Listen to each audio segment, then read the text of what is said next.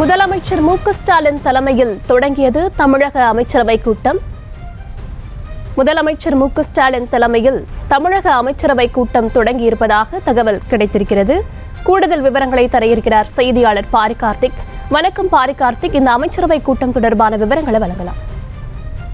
வணக்கம். தமிழ்நாடு முதலமைச்சர் திரு மு.க.ஸ்டாலின் அவர்கள் தலைமையில் தற்போது தலைமைச் செயலகத்தில் அமைச்சரவை கூட்டமானது துவங்கியிருக்கிறது. சென்னை தலைமைச் செயலகத்தில் இந்த கூட்டம் தற்போது நடைபெற்றிருக்கிறது. குறிப்பாக முதலமைச்சர் அவர்களின் தொழில் முதலீடுகளை ஈர்ப்பதற்காக ஸ்பெயின் உள்ளிட்ட நாடுகளுக்கு பயணம் மேற்கொள்கிறார்கள். அதே போல பிப்ரவரி முதல் வாரத்தில் முதலமைச்சர் சென்னை திரும்புவார் என்றும் எதிர்பார்க்கப்படுகிறது.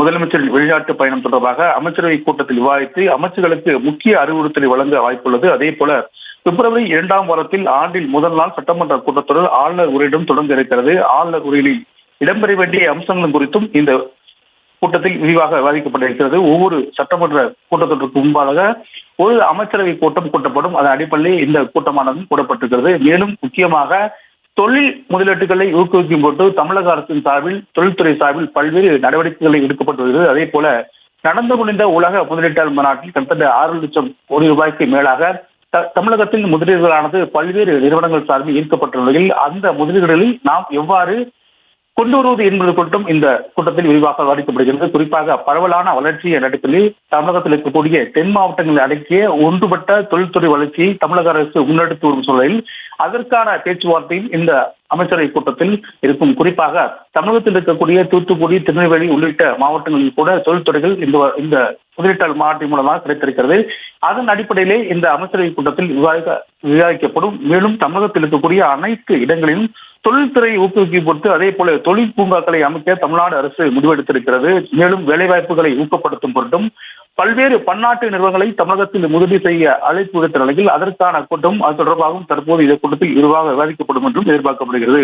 தமிழக அரசு நிதிநிலை அறிக்கையை விரைவில் தாக்கல் செய்யப்பட்ட உள்ள நிலையில் பட்ஜெட் தயாரிப்பு வேலைகளும் தற்போது தொடங்கி இருக்கின்றன. விரைவில் தமிழக அரசு நிதிநிலை அறிக்கையை விரைவில் தாக்கல் செய்யும் என்ற அடிப்படையிலே அனைத்து துறைகளுக்கும் பட்ஜெட் தயாரிப்பு பணிகளும் தற்போது நடைபெற்று வருகிறது. இந்நிலையில் துறை ரீதியாக அதன் விவரங்களை முதலமைச்சர் கேட்டறிவார் என்றும் எதிர்பார்க்கப்படுகிறது. மேலும் ஒவ்வொரு துறையிலும் எந்தெந்த திட்டங்கள் முன்னெடுக்க வேண்டும் அதற்கான நிதி ஆதாரம் குறித்தும் இந்த ஆலோசனை கூட்டத்தில் நடைபெறும். மேலும் அதே போல பல்வேறு தொழில் நிறுவனங்களுக்கான அந்த அமைச்சரவை ஒப்பந்தம் முதலீட்டு குறித்தும் இந்த கூட்டத்தில் விவாதம் இயக்கப்படுகிறது. குறிப்பாக நடந்து முடிந்த உலக முதலீட்டாளர் மாநாட்டில் நடைபெற்ற ஒப்பந்தங்கள் அடிப்படையில் அமைச்சரவை சார்பில் ஒப்புதல் வழங்கப்படும் என்று எதிர்பார்க்கப்படுகிறது. மேலும் இங்கு இருக்கக்கூடிய அனைத்து துறைகளுக்கான நிதிநிலை அறிக்கையில் தாக்கல் செய்யப்படும். அதே போல அந்த ஒவ்வொரு துறைக்கும் எந்த வகையான நிதிகள் இருக்கலாம் என்றும் இந்த கூட்டத்தில் முதலமைச்சருடன் அமைச்சர்கள் விரிவாக விவாதிக்கப்பட இருக்கிறார்கள்.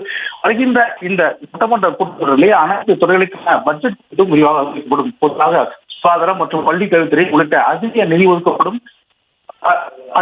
ஒதுக்கப்பட்ட துறைகள் அதே போல தமிழகத்தில் இருக்கக்கூடிய சேவை மனப்பான்மையில் இருக்கக்கூடிய அந்த துறைகள் குறித்தும் எந்தெந்த துறைக்கு எவ்வளவு நிதி ஒதுக்கலாம், மேலும் எந்தெந்த துறைகளுக்கு எந்தெந்த திட்டங்களுக்கு தற்போது நிதி சென்று கொண்டிருக்கிறது. தமிழக அரசு சார்பில் ஏற்கனவே மகளிர் பயணம் பயணம் அதே போல மகளிர் இலவச பயணம் மற்றும் மகளிருக்கான உரிமை தொகை என பல்வேறு நிதிகள் சார்பில் வழங்கப்படும் என்றும் அது தொடர்பாகவும் இந்த கூட்டத்தில் விவாதிக்கப்படும் என்றும் எதிர்பார்க்கப்படுகிறது. குறிப்பாக அனைத்து துறைகளும் இருக்கக்கூடிய துறைகள் சார்ந்த நடவடிக்கைகள் மற்றும் துறைகள் சார்ந்த நிதி ஒதுக்கீடு என்ற அடிப்படையில் இந்த கூட்டமானது தற்போது துவங்கியிருக்கிறது. இந்த கூட்டத்தின் இறுதியில் முதலமைச்சர்கள் பேசுவார்கள். அனைத்து துறைகளுக்கும் எந்த அளவுக்கு நிதி ஒதுக்கப்படும் என்றும் அது தொடர்பாக நடக்க இருக்கிற இந்த பட்ஜெட் கூட்டத்தொடர் எவ்வாறு அமையும் என்றும் தற்போது முதலமைச்சர்கள் பேசுவார்கள்.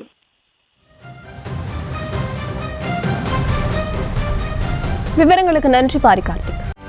செய்திகளை உடனுக்குடனும் துல்லியமாகவும் தெரிந்து கொள்ள சப்ஸ்கிரைப் பண்ணுங்க.